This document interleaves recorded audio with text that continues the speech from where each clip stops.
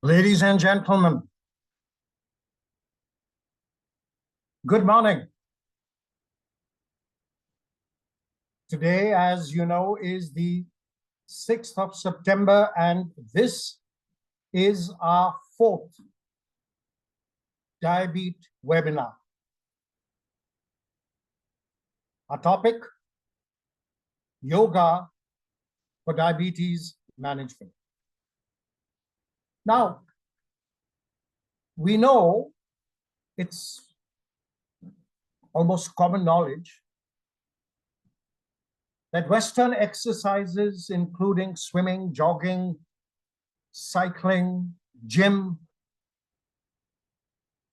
are good in managing diabetes. We know this. The reasons seem simple enough. They increase the heart rate, increase metabolism, utilize sugar, strengthen the muscles, which again improves metabolism. Now, these are good reasons to correlate the benefit of Western exercises with diabetes. Yoga, on the contrary, is exactly the opposite. It lowers the heart rate. It reduces metabolism. It certainly works on the muscles, but it works more on the joints. It relaxes the body. And yet, yoga too is excellent in managing diabetes. Now, this is enigmatic. As enigmatic, I might tell you, as our speaker today is, who I have known from the day she was born. Zareena Kennedy Ali is a Yogacharya.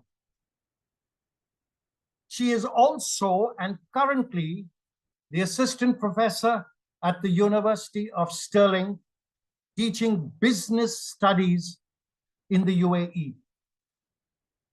She has worked around the world in the human relations field. She refers to it as human capital enrichment field across international organizations such as Amazon, Calendar Parker, Schneider Electric, in different parts of the world, including Bahrain, and so on and so forth. Zareena became a Yogacharya at the age of 21, but to my knowledge, she was introduced to yoga at the age of 8.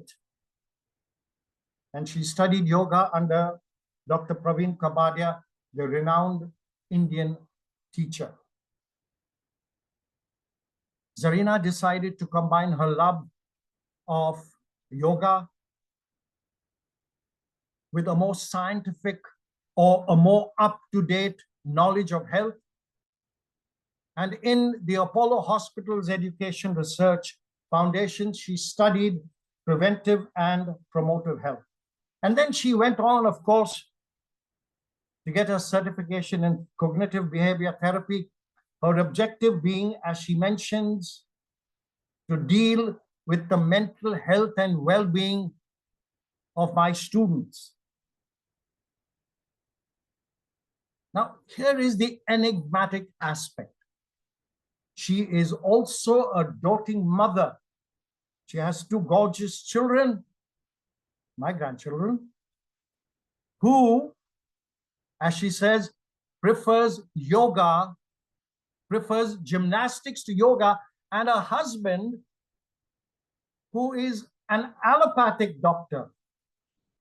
Well, apart from her educational achievements and her work, Zareena is a happy, healthy, hopeful 41-year-old. I shouldn't mention ages, but with my daughter, I take privileges. A mom, a wife, a sister, a friend, and a daughter. Ladies and gentlemen, I introduce our speaker today, Zareena Kennedy Ali.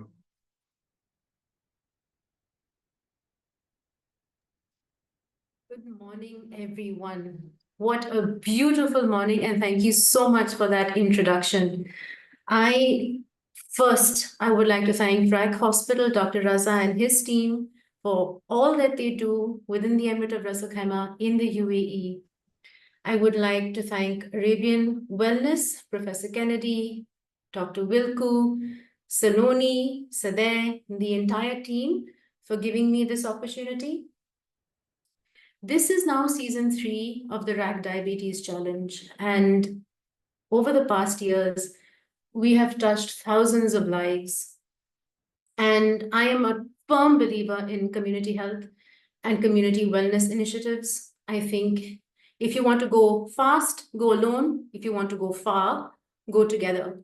So I'm so pleased and so honored to be able to give my 2 bit to this initiative. That too, talking on one of my favorite topics, which is yoga. You know, diabetes, especially in the UAE, challenges like this are so important because we have one of the highest incidences of diabetes. And personally, my husband has been diabetic for over 15 years now. My mother-in-law has been diabetic for over 50.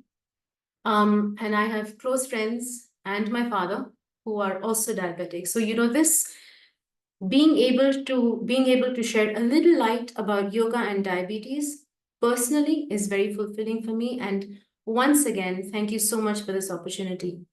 And a huge congratulations to all of our participants. Thank you so much for taking your health into your hands. Give me a moment while I share my screen.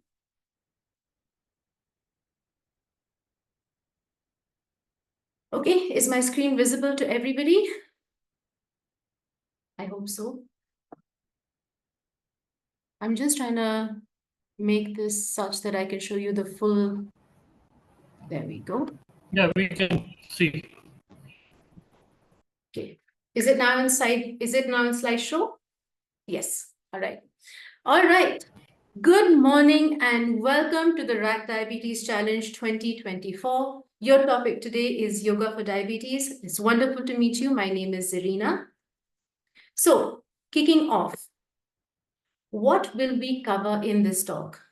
We will cover Ashtanga yoga, or the traditional classical yogic practice, understanding the holistic approach of yoga to disease, any disease, here's particularly diabetes, yoga and diabetes, and how to design a complete session for yourself. There is a little video that I will share at the end, maybe with Saloni's help. That video has stood the test of time and has all of the asanas that I will be discussing. So please don't worry, all of the asanas are available in a video at the end. Okay? All right, let's go. Let's start with what yoga is not. And this is one of my favorite things. Yoga is not about pushing the limits of your body, because these are things you commonly hear about yoga, right? Pushing the limits of your body. It's not about pushing the limits of your body. In fact, if you look at Iyengar school of yoga, it's all about working within the limits of your body, understanding the limits of your body, and then tweaking things such that you are able to get the maximum benefit of your yogic practice. So it is not about pushing the limits of your body. It's not about torn ligaments and hurt joints. It's not what yoga is about.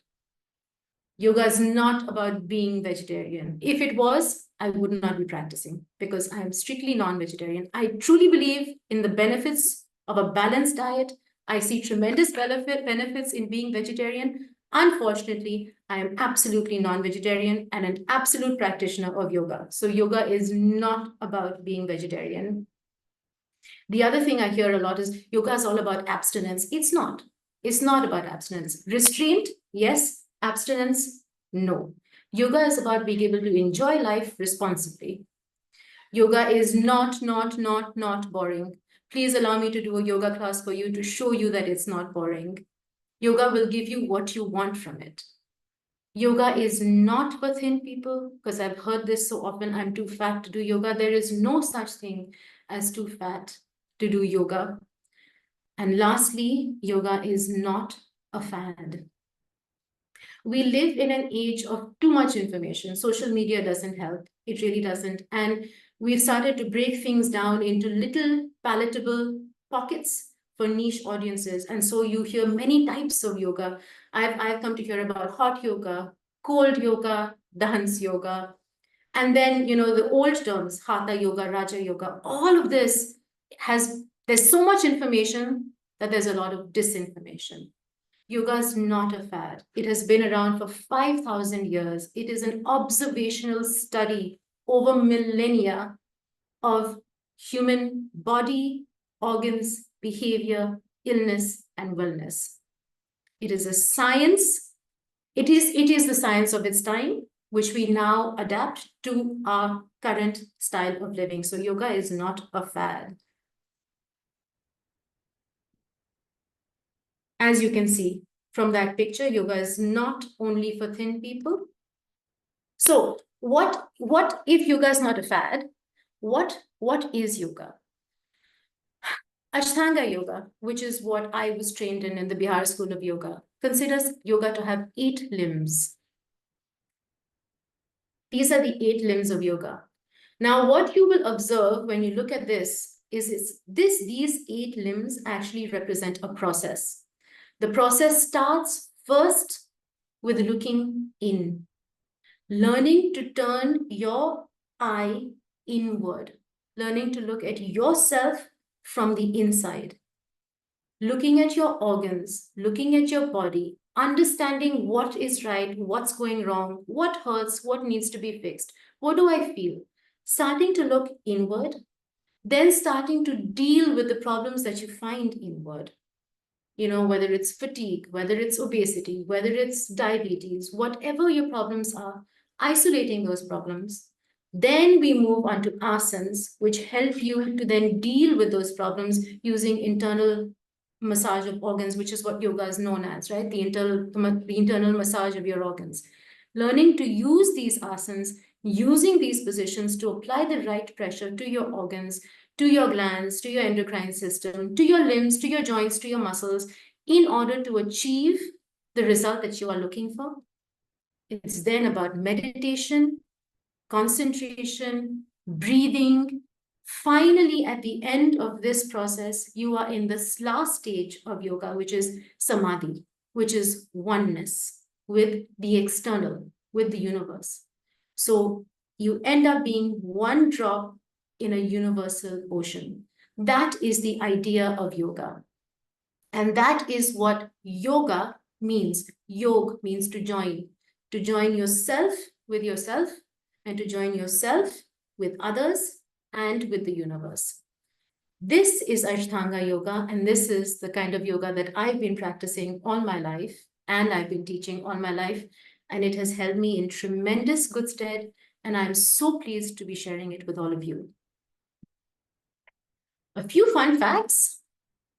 There are 8,400,000 positions that a child goes through from child to old age. All of these positions exist in a normal life. Out of these, there are 84 commonly used asanas, which we will discuss. A typical yoga session has about 8 asanas, and we try and cover the entire body in those 8 asanas. Each asana has 2 or 3 stages, focusing pressure on different parts of the body and different joints and different ligaments. Most asanas are named in nature. So either they're named after an animal or a thing in nature. For example, you have the dog pose, you have the cat pose, or you have the mountain pose or the bridge pose, things that exist in nature. The last point, over there, we always think of asanas as exercise. But yogic asanas, these are actually techniques which place the physical body in positions that cultivate awareness, relaxation, meditation, and concentration. So this brings me to my introduction that was given so kindly by Professor Kennedy. What is it that makes yoga different? It calms you down. Why? And you said lowers metabolism. It makes your metabolism more efficient, is what I would like to say. Yes, it lowers your heart rate. It calms your mind. That's the idea of asanas. And that helps your body to metabolize better. Okay, holistic, universal. So I've already talked about joining with the universe in the previous slide about the 8 limbs of yoga. When I talk about holistic, now I'm talking about whole body. So I'm all for all forms of exercise. I love swimming, I love cycling, but yoga is my favorite. And I'll tell you why, because it is the one practice which works on every single part of your body, including the parts that you don't see, energy centers and chakras. So we'll start from here. Yoga works on your muscles, flexibility, strength through resistance training.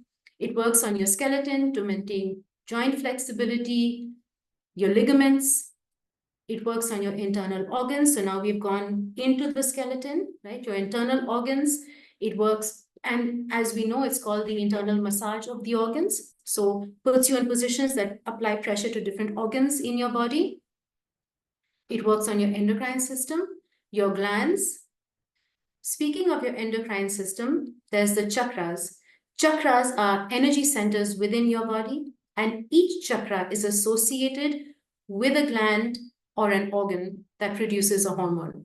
So chakras kind of is the yogic term for energy centers in your body, and each of them, I will discuss this in further detail, each of them has a corresponding organ.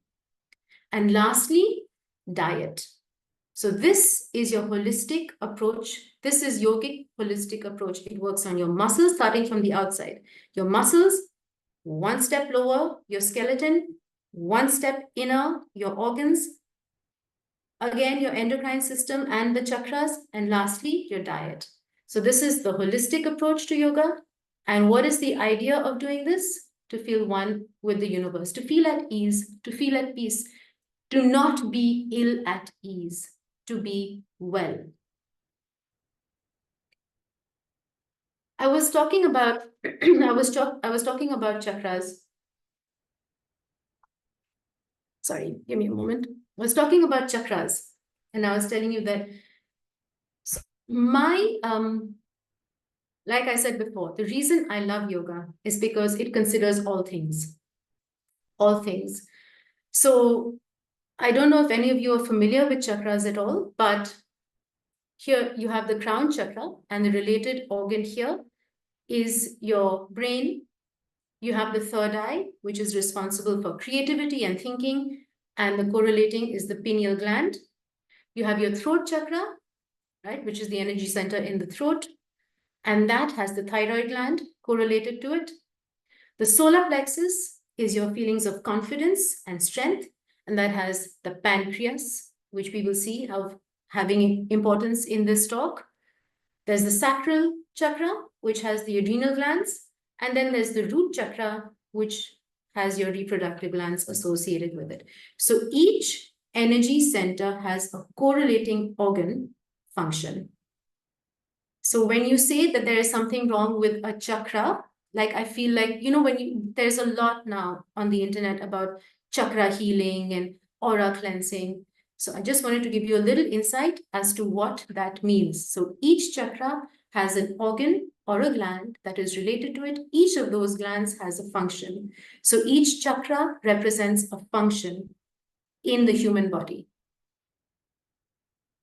So what is diabetes? Pancreas, glucagon, and insulin.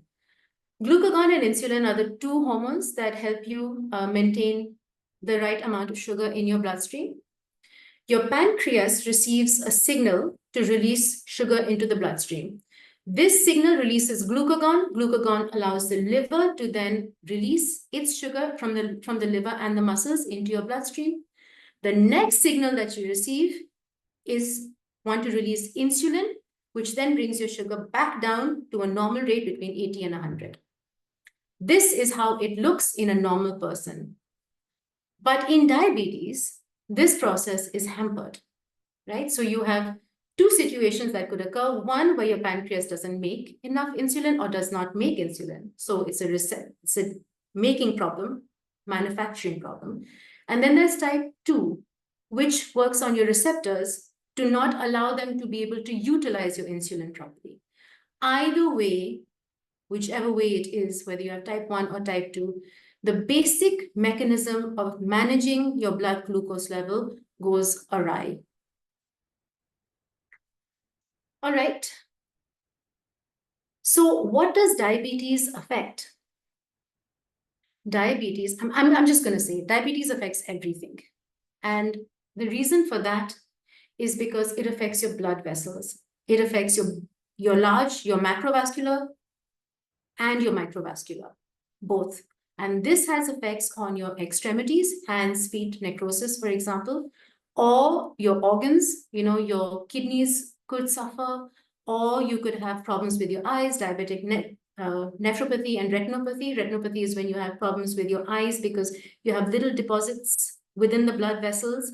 Why? Because diabetes has made your blood vessels damaged. Therefore, you have damage to the eye and to the kidneys, to the kidneys. So what eventually happens then is you get cholesterol deposits, you get hypertension. So there is diabetes, then you have all sorts of retinopathy, nephropathy, and then you have cholesterol, high triglycerides, and then you have heart disease and stroke. So what does diabetes affect? Everything. So if diabetes affects the whole body, then the yogic approach to diabetes is also for the whole body. The yogic approach will then incorporate the entire body because every part of your body is affected by diabetes. We're going to start with a focus on stilling the mind. It all starts here. There were some fascinating books that we can read even now about the importance of your mind in anything. And we've heard it forever, mind over matter, or the power of now. These are some books that you can read, or brilliant books written by Deepak Chopra about the ability of your mind to overcome illness. So, I know now wellness and mental well-being, because there's so much information, it's become, again, another fad word and it's lost its importance. But I cannot tell you enough that good health starts between the ears. It starts between the ears. It starts with being able to manage this, because this then signals everything else to the rest of your body. So the yogic approach, there will be a tremendous focus on stilling the mind. Like I said in an earlier slide, there are a few glands and organs associated with diabetes. So these are in the upper body region. So again, your asanas will focus on those. It will also focus on extremities and circulation, because you have to keep the blood flowing. You have to keep the arteries, you have to keep the veins, arteries, blood vessels clean. And lastly, diet. So I'd like to give you something called the anatomy of worry. What does worry look like to the body? Every mammal in the world has something called the reptilian brain. And your reptilian brain knows only two things. I'm okay, I'm not okay. That's it. I'm okay, I'm not okay. Anything that is new is a threat. And anything that is a threat is met with a fight or flight response. This is the introduction to your anatomy of worry or anxiety or stress. So what happens when you have a fight response? What happens is your adrenal gland releases cortisol and adrenaline into your body. This is then received as a signal for your pancreas to release glucagon into your body. Then you have all this sugar going into your body and all this blood pumping to your extremities so that you can fight or so that you can run. Okay? Now, once this is happening, the next is an insulin, is a request for insulin. And then that insulin then brings your body back down to a calm place. Now, earlier, these problems were you were being chased by a lion, or unfortunately, you were in a war, you were in a famine. These were the stressors. By the grace of God, today though, we don't have these stressors. Our stressors are continuous, they're imaginary, they're all in our heads, but they are constant. We are constantly in little fight or flight syndromes. And this is really, really bad for diabetes in particular. It's bad for anybody because it causes a lot of spikes in your sugar, but it's particularly bad for diabetes. So stress is really, really, really bad for diabetes because your mechanism as someone who suffers from diabetes is flawed. You're not able to metabolize, you're not able to bring your sugar levels back to normal because either you're not making enough insulin or you're not able to use that insulin properly. So you kind of stay in this spike up and down phase, which is really bad for diabetics. So the first focus of yoga will be instilling and centering. So balancing your mind.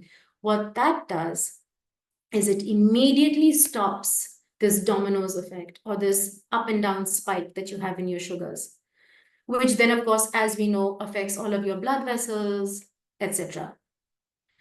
So meditation, balance and centering techniques, I often wondered as a child, the position, the yoga asana I hated the most was Vrikshasana, because all you have to do is stand on one leg for as long as you can. You close your eyes and stand on one leg. And for an 8-year-old child, that's really boring. I can't get my children to sit still for 1 minute. And I never understood the importance of this asana until I became an adult. But if you want to calm down in 30 seconds, close your eyes and stand on one leg. So very important, especially in diabetes, but for everybody, to understand the importance of balance and centering. Meditation is absolutely essential to happiness, and happiness is essential to health. You must be able to meditate. You must be able to still your mind enough to calm down and be present in the moment. The cause of anxiety is we don't live in the moment. And the moment is all you have control over. And yet we spend all our lives either reminiscing fondly or not fondly, usually not so fondly, something in the past, and that causes anger, or we're worried about something in the future. But the now is all we have. So it's really, and it's the only thing we can control, the now. So it's really important for us to center and balance and meditate. When I started teaching, and it was just after the pandemic, we had lots of students with a lot of anxiety coming back. And then we had all these breathing techniques that we would teach them. So you have 3-3-3, breathe in for 3 seconds, hold for 3 seconds, breathe out for 3 seconds. You have 3-3-6, you have 3-4-5, you have 4-5-6. There are different breathing techniques that basically all do the same thing. You breathe in, you hold, you breathe out. And these techniques have come onto social media, 5-10 years ago. You know where it was before? Yoga. And you know what it's called? Anulom Vilom. It's breathing in, hold, and breathe out till you've expelled all of the oxygen and all of the toxins into your body, and you repeat this process. So there we go. I am a practicing Christian, but I have tremendous respect for absolutely any faith and the importance of having faith, if not in a God, in a higher being, in a higher power. It's really important to know that you are taken care of. So again, meditation, breathing, prayers, and faith. So this will be the approach for stilling your mind to deal with diabetes. Stop this anxiety, up and down spiking that happens every time you have a stressor. It's the most important thing you can do for yourself. Reduce your stress. There are asanas for diabetics. As I said, there are certain organs that are associated with diabetes. So it'll be your pancreas, your kidneys, later, of course, your liver and your heart, but all of them in the upper region. So all your asanas most of your asanas will focus a lot on the upper region, applying pressure to the liver, to the kidneys, to the pancreas. So different positions in which apply an external pressure to give an internal massage to the organs. Okay, so that will be for the organs. Sorry, I just covered that. Oh, the last point I wanted to say about this is fun fact. You know, we talk so much about gut health now, and the importance of gut health, and the importance of having good bacteria in your gut, and the importance of cleaning properly, the importance of going to the loo often. There is a kriya in yoga called Shank Shalan. Shank Shalan literally means cleaning the shell. And this kriya again is very good for diabetics. It must be done under supervision, please. Must be done under supervision, but it starts with cleaning out your tummy and then cleaning out your colon, your intestines, cleaning that out, breathing, resting, and being. That feeling of empty and clean inside. Yeah, that was long before gut health was a media savvy word. We had Shangshalan in yoga. So we know that there are certain organs that are related to the onset of diabetes or dealing with diabetes. But we know that what ends up happening is eventually it affects the blood vessels, and then that affects the entire body. So we focus also on extremities, hands, feet, all the fine blood vessels that carry things to your hands and feet. We will focus on that. And how will we do that? Joint mobility, which are saralasans, right? Wrist rotations, feet rotation, neck rotation, all of the rotations that you do, knee up to your chest, all of these saralasans help you with joint mobility, overall mobility and cardio. And I have a little special cardio thing in yoga. And of course, your eyes. Any diabetic yoga program will always focus on your eyes as well. So learning to exercise your eyes, rotation, making them focus on your finger, up, down, side to side. Very important to focus on eye health as well when you're doing a diabetic yoga program. Lastly, the diet. As in fashion, so in food, less is more. Focus on good food rather than a lot of food. Small, frequent meals. And when I say small, I mean small. Fruits, nuts, and seasonal vegetables. Seasonal fruit, seasonal vegetables. There is a program. There was a gentleman that went and studied a tribe in Africa and realized that they spend most of their time conserving energy. They're conserving energy, not like us trying to go into a gym and work it out. No, they spend most of their time trying to conserve energy because their daily life requires so much energy. And then he observed that they don't exercise at all, and yet they are so toned and so strong. And he has come up with a study. As soon as I remember it, I'll tell you what it is, about the importance of eating off the land, eating what is available at the time that it is available. Because if you've grown up there, if that's where you're from, your body or nature provides for us. And this is again a universal approach. Nature provides for us. In nature, you will find what you need. So eating seasonal vegetables is really important because that's what your body needs at the time. Root vegetables in winter, fruit that you watermelon in summer. These are just little things that show you that nature is there to provide for you if you'll just tap into it a little bit. So fruits, nuts, seasonable vegetables, good protein. And I'm saying good here because, like I said, yoga is not about being vegetarian. I eat meat. Very important to have good protein. If you're vegetarian, then lentils, your chanas, your tofu, sufficient fluid, fasting and cleansing, which is also very important. Now we have intermittent fasting, but any yogic diet will tell you that once a week you should fast. And lastly, listen to your body. Please listen to your body. When you get up from a meal, you should be satiated, but not sluggish. If you're sluggish, you've overdone it. Okay, so please listen to your body. These are the basics of a yogic diet. Remember I said cardio, and I have a special for you. When you talk about needing to get the blood going, yes, you have asanas, and those are really important for your organs. But I cannot tell you enough how important Surya Namaskar is to absolutely any yoga session. 10 rounds of Surya Namaskar, you can up it to 20 when you want to, or you do it in small installments through the day, really gets your body in a dynamic moving rhythm. It gets all your blood flowing, it gets all the lymphatic fluids and everything out of the way. Surya Namaskar, very, very important in dealing with diabetes because it keeps the blood circulation really good. So it employs all the major joints of the body. It gives movement in the right direction.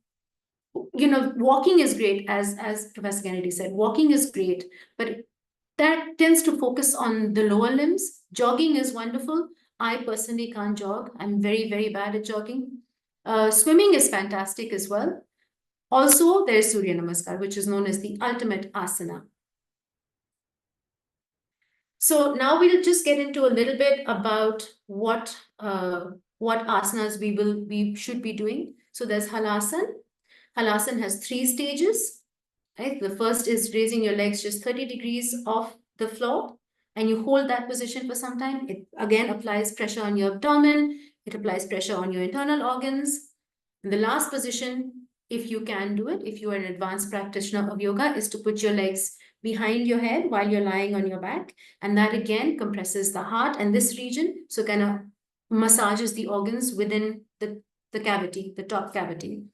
Bhujangasana, which is the cobra pose, and that again applies pressure on your lower abdomen, your kidneys, your liver, all of your guts. Then there's Dhanurasana, which again, similar to Bhujangasana, allows you to stretch out the chest region, open up your heart, open up your lungs, open up this top region of your body. At the same time, putting a lot of pressure on your kidneys, liver, on your kidneys especially, and your reproductive organs, and strengthening your legs.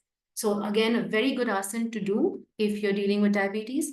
Naukasana is the opposite of Dhanurasana. So you lie on your back, and again, you put yourself in a position where your legs and your head are together like a little boat. And again, that causes a lot of pressure on your abdomen, which is of course very good if you're struggling with diabetes. Also helps you to strengthen your back and your legs. Surya Namaskar, the ultimate asana, which helps you to just get the blood flowing, get that heart rate up, get everything working in the right direction. Burns 13.9 calories per round. So it's also good because it burns a lot of calories. You should then take some time to meditate, breathe, be aware, feel the goodness of what you've done for your body. And then you have fish pose, which allows you to open up your chest again, your thyroid gland, your solar plexus, your heart, your crown. Chakrasana, which is a slightly advanced position, but again, focuses on stretching out. So asanas are usually done in tandem. So if you do Dhanurasana, for example, you're like on your tummy and your leg and head are raised off the floor. You will follow that with Naukasana, where you're on your back and your head and legs are off the floor. So it's, usually yoga will do that. That's how it is of the internal massage of organs, because it will apply an alternate pressure with each pose. And that is why how you do, or the series of asanas, and this is why I love Ashtanga yoga, there is a way in which it must be done. Dhanurasana is followed by Naukasana, or vice versa, Chakrasana, right? Because if you've cramped it first, you must stretch it next, and vice versa. Okay, so Chakrasana, Balasana, and another very good thing to do is Bhastrika and Kapalbhati. Those are 2 types of breathing exercises.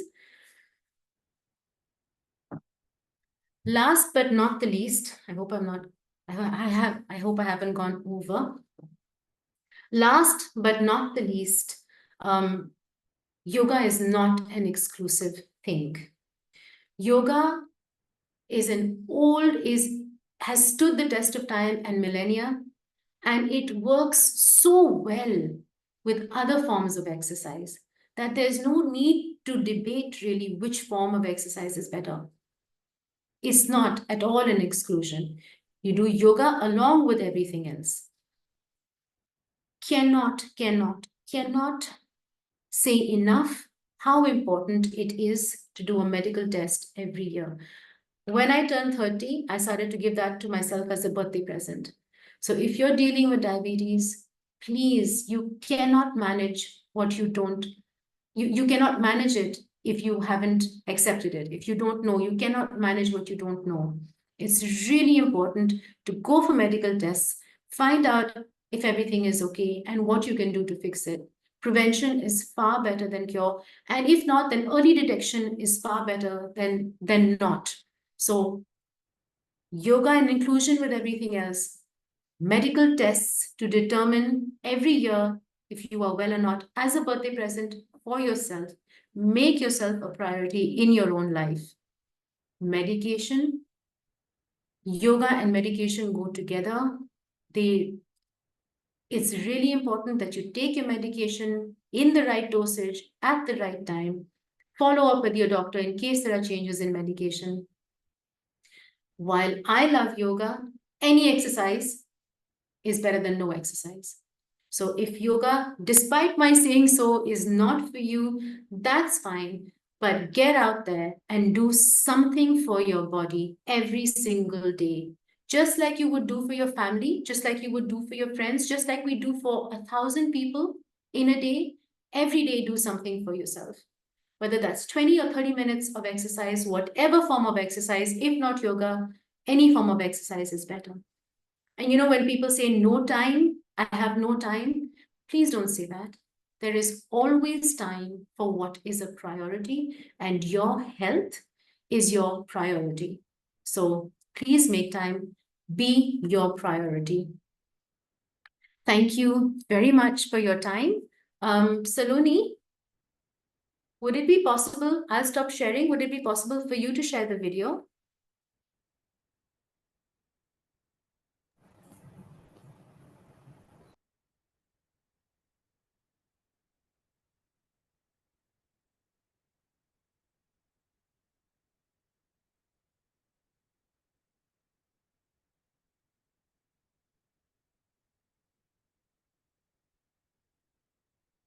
Give us just a few moments, guys. If you have any questions, I'll be here at the end of the video to answer them. More than happy to answer your questions. Anything to do with yoga, life, mental health, diabetes, all good.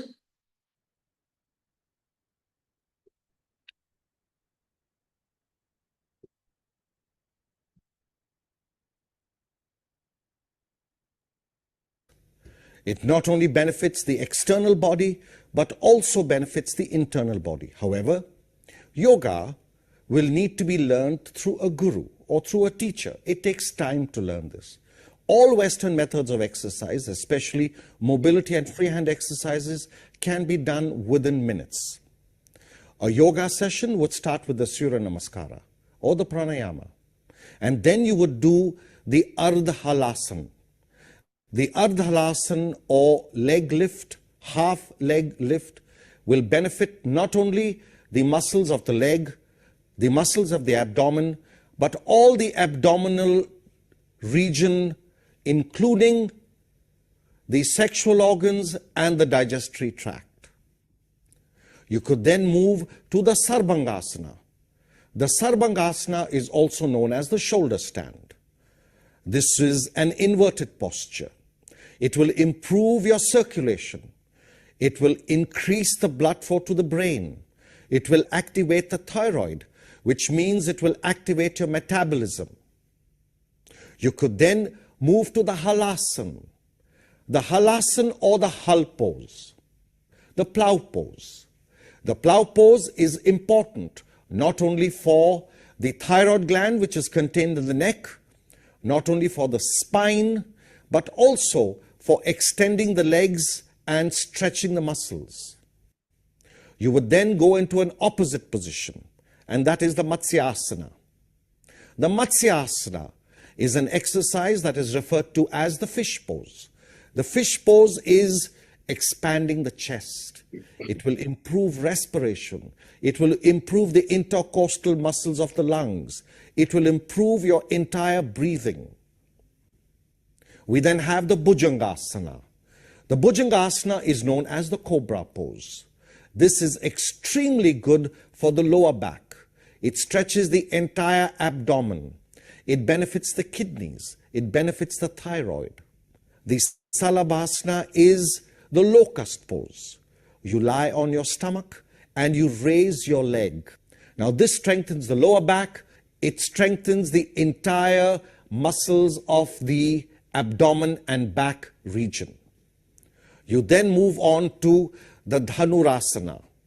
The Dhanurasana is the bow pose. It is stretching the entire back from the opposite side. It strengthens the back so that you do not have any back ailments. The opposite of the Dhanurasana is the Naukasana or the boat pose. The Naukasana would strengthen the abdomen. The Bakrasana is a good exercise to do, a good yogasana to do. This is the spinal twist. It improves not only the spine and the nervous system, it improves the entire digestive tract. It massages the internal digestive tract, the pancreas, the duodenum, the large intestine, the small intestine, everything connected to digestion. And then you have the Paschimottanasana, or the toe touch. Stretches the spine, compresses the entire digestive tract, and is beneficial to all the organs of the reproductive tract. No yoga program is complete without the pranayama. You could do the Bhastrika, you could do Kapalbhati, or you could do Anulom Vilom. Anulom Vilom is an easy alternate nostril breathing. You breathe in through one nostril and breathe out of the other nostril. Not only does this purify your blood, it relaxes the brain, it brings down the brain waves, it releases endorphins in the body. In between asanas, unlike Western exercises where you exercise and increase the heart rate, in yoga, in between asanas, we reduce the heart rate. How do you reduce the heart rate? You reduce the heart rate by doing the Shavasana. What is the Shavasana? The Shavasana is to lie down like a corpse. It is the primary meditative pose. You lie down like a corpse and relax the entire body, bring your heart rate back to normal, and bring your breathing back to normal. Yoga is an excellent form of exercise.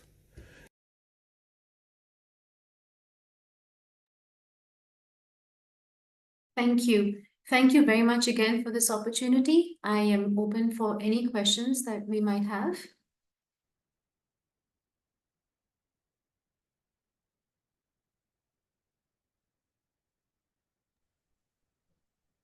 As I always say at the end of each talk, the thank you is not from you to us, dear Zareena. It is from us to you. Thank you.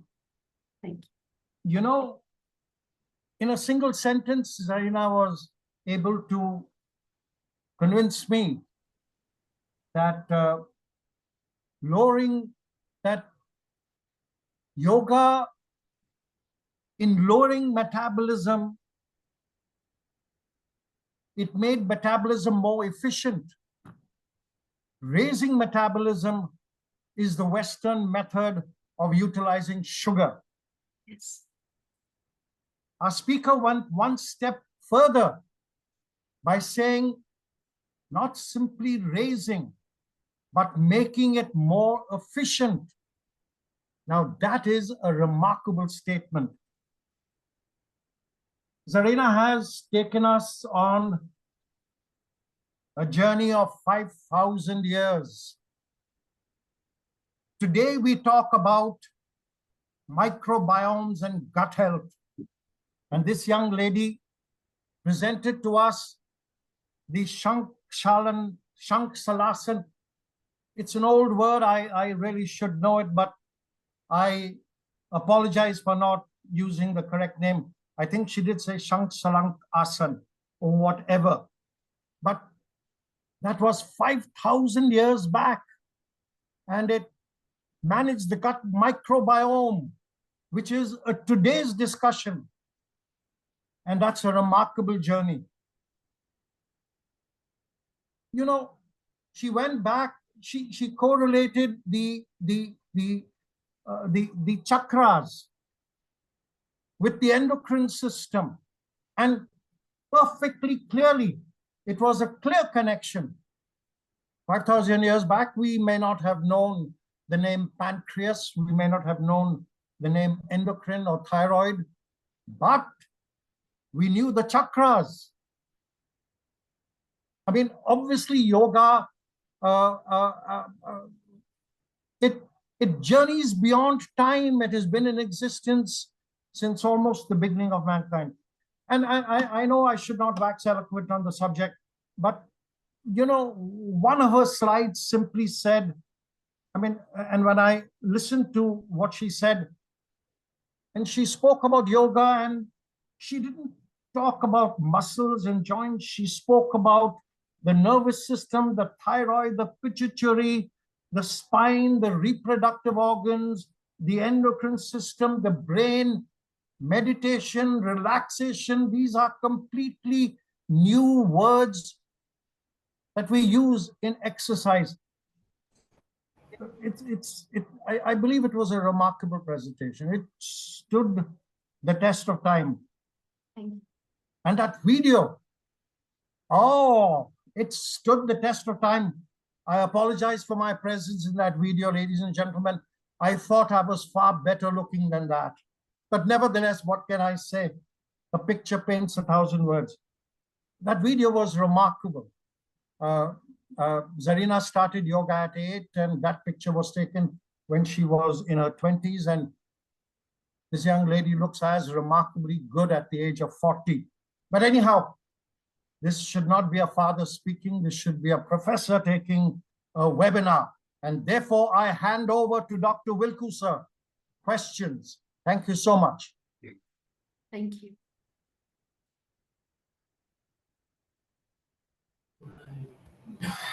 Yes, sir. Thank you very much, Professor. First of all, thank you very much, Zareena, for a wonderful session. It was really motivating.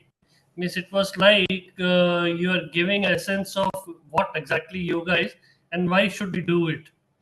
So really, it's a motivational. I would rather say it's a speech, because one of them has requested for. But the last video which you have shown, it covered whatever you said.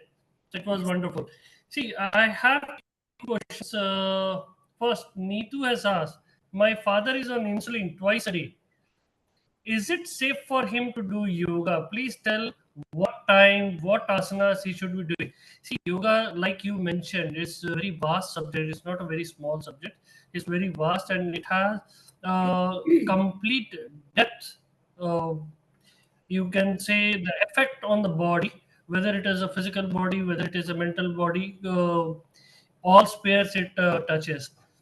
Now, people think doing exercise, like in the starting, you said many people are going for Western exercise or regular exercise, and they've been told to do that. It burns the calories, reduces the sugar levels, but they are very much concerned whether yoga will be that effective or not. And what are the timings? Because we as a doctors, we say patients should do exercise anytime whenever you get time. But there are some limitations as far as I know. Preference time. And you mentioned about asanas also, which will be more effective for the yoga, for diabetes. So please. Hi, Neetu. Thank you so much for your question. I hope your dad is well. I don't have a lot of details. I don't know how old he is. I don't know if he has any other ailments, like hip replacement. I don't know. Has he hurt his back? Has he hurt his neck ever? So there are a lot of, I would need a lot more information to be able to give you a great answer, but I'll do the best I can given the circumstances. Yoga is wonderful, especially for people that are slightly older. And again, you don't have to go into like, the end stage asanas of anything. What would be really important for him would be the breathing. So Kapalbhati is really important for management of diabetes, and it's done like this. So you force yourself to breathe out, and that really gets all your blood flowing to all of your organs and extremities. So Kapalbhati is something he can do. If he has high blood pressure, however, no more than 10 reps at a time. So because you don't want to give him a headache. Okay, so Kapalbhati, very important for him to do. Very important for him to keep his joints mobile, extremities, so there are many things he can do, rotations, up, down, hands and feet, and then, clapping together of extremities, massage. Here's something we didn't have time to cover in this, but yogic massage, that's also a wonderful thing, especially for extremities, getting vibration. So even just patting, which is something we learn to do in yoga, getting your extremities involved, and then just slight exercises. I don't know how fit he is, but if whatever version of the program that we have shared that he is able to do, it would be wonderful to do. Now, what is the downside? The downside could be that maybe he feels hypoglycemic.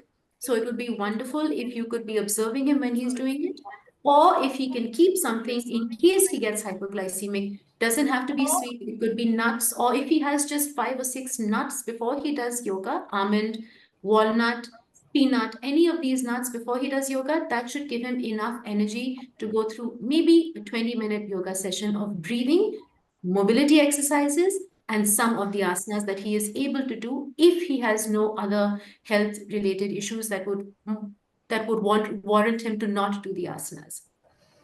I hope I've answered your question. Yeah. I think you can cover the second part of the question, which Piyush has also asked, whether yoga is effective for diabetic management. Okay, so now I'll get really personal. My husband has been struggling with diabetes for about 15 years now, and he's an allopathic doctor. He knows the best endocrinologist who happens to be from CMC Ludhiana, where he studied.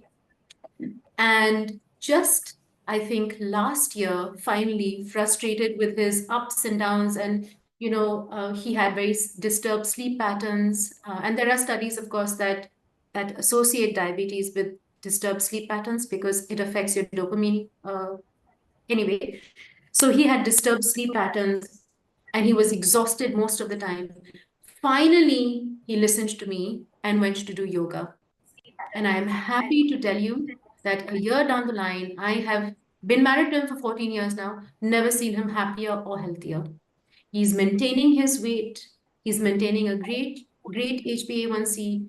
I have noticed some differences in his eating patterns. He eats literally what he wants, but there is no craving like there used to be earlier. It's just a lot more restraint and control. He has a mental balance. He's not as tired and frustrated as he used to be. So if you ask me, is yoga good? I'd say it's the best. But it's again not in exclusion. Medication, other forms of exercise, and yoga. Yes, yoga is very effective in dealing with diabetes. Yeah, that was very straightforward. You should be following every aspect. Don't rely that only one thing can do the diabetes management. You have to have a full spectrum of protocols to be followed. Yeah, there is one interesting question. Zobia has asked, if a person is diabetic but also has a physical problem like a lower back disc problem, will yoga help, or is it safe for a person having a disc problem? Okay. Sorry, you have the Because the name Zoya? asanas, the twist, Zoya? maybe that's the concern. Zoya is the person? Who asked the question, Dr. Bilgu? Zobia has asked. Hi, Zoya. Zobia, the last question. Zobia has asked, if a Zobia. person is diabetic, but also any physical problem such as lower disc problem, will yoga help and is it safe? All right. So we're looking at two things here. Hi, Zobia, we're looking at two things here. You're talking about yoga for diabetes, and then you're telling me that you have a lower back problem. So we're dealing with two problems here. Yoga for diabetes doesn't really require you to put pressure on your back at all. Like I said, each asana has stages. So you'll see in the video, the last stage, halasana, is the advanced stage of yoga, but it has 3 stages prior to it. So again, yoga is, no one walks into a yoga class healthy and able and strong.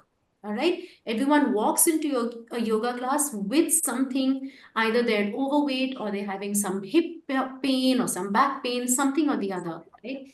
And yoga is designed because each asana has stages, it is designed to incrementally increase your flexibility, incrementally increase your strength, incrementally increase your joint mobility.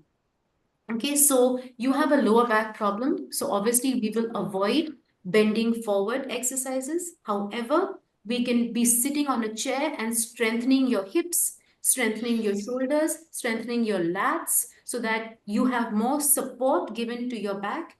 And once your back is a bit stronger, we can move on to advanced yoga postures. That's for your back. You can't deal with just the isolated problem. So your back problem is one thing, but there are surrounding muscles that can be strengthened to ease the pressure of your back. So the yogic approach would then be to strengthen the other muscles. Don't focus, we will only mobilize the back. We will focus on strengthening the other muscles so that it supports the back to become stronger. So that's as far as back pain and yoga goes. And I wasn't sure if you're dealing with yoga for diabetes as well, but yoga for diabetes, like I said to Neetu, those asanas don't require too much pressure at all anyway. So breathing, very important. Meditation, very important. If you would really like to use yoga to cure your back or to help you with your back, the Iyengar School of Yoga has a beautiful program that is designed to make you work within your limitations. So not knowing that not everyone is flexible.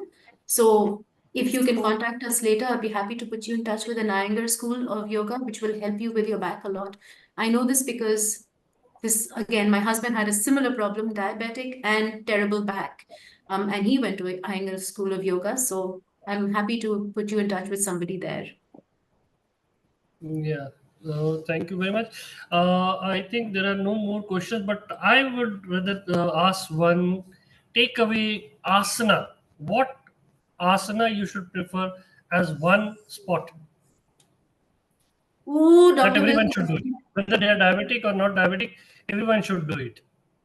Okay, then it will be the ultimate asana, which is Surya Namaskar. Do that.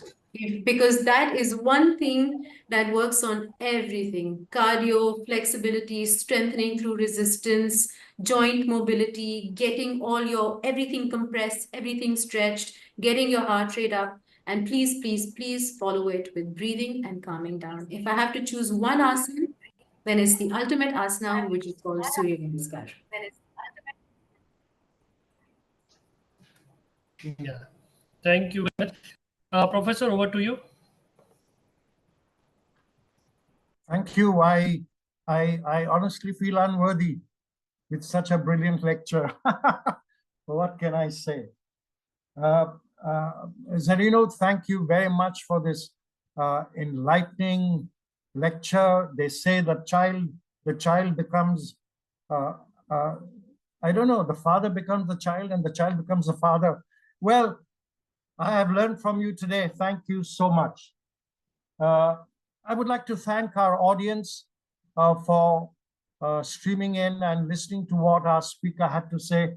And I have to tell you, friends, that while you listened in live to our faculty today, I do know that over the years we have thousands and thousands of individuals who listen into our videos and mail us and write to us.